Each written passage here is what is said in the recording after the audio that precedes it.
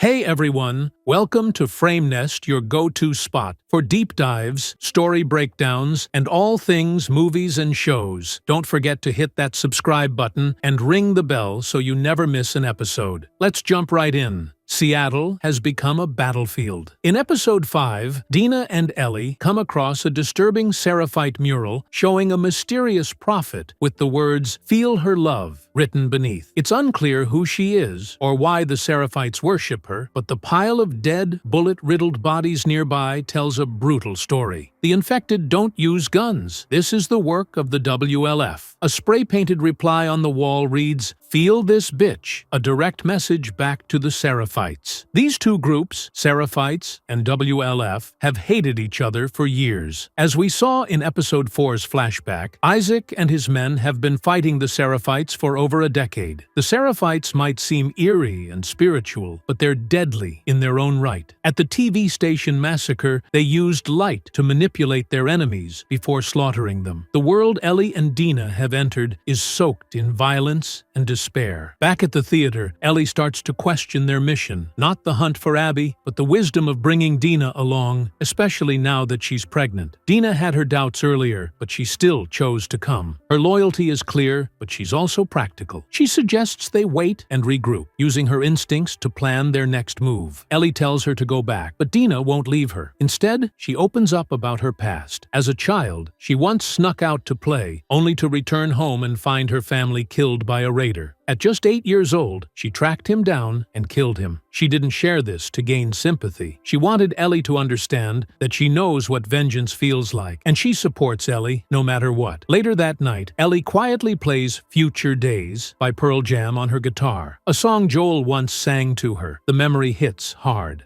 As she plays, Dina studies a WLF patrol map and finds a blind spot in their route, an abandoned industrial site. Ellie knows it's risky, but agrees they should check it out. They head out through the ruins of the city and reach the location. It's quiet, too quiet. Inside, they're ambushed by stalkers, a more dangerous form of infected. Things spiral quickly, but just as it looks like they won't make it, Jesse shows up and saves them. He's been tracking them and reveals that he and Tommy left Jackson together to find Ellie. Tommy went one way, Jesse the other. They plan to meet back at the theater and head home together. Ellie wants to stay and finish what she started, but before they can talk more, they hear strange whistles echoing in the distance. They investigate and come across a horrifying sight. The Seraphites have captured a WLF soldier and are preparing to execute him. He begs for his life, offering information about Isaac. They don't care. The execution is ritualistic and brutal. Dina notices they're using torches instead of flashlights, supporting her theory that they avoid electronics. These people are dangerous and disciplined. As they try to escape, an arrow strikes Dina. Jesse carries her back to safety while Ellie distracts the attackers. Ellie hides in a hollowed-out tree, barely avoiding capture. Alone and desperate, she decides to continue the mission herself and head to the hospital, remembering an old conversation that hinted at a hidden danger there. In a flashback, Hanrahan interviews Elise Park, a WLF soldier. Elise talks about how her team was sent to clear the hospital basement but never made it out.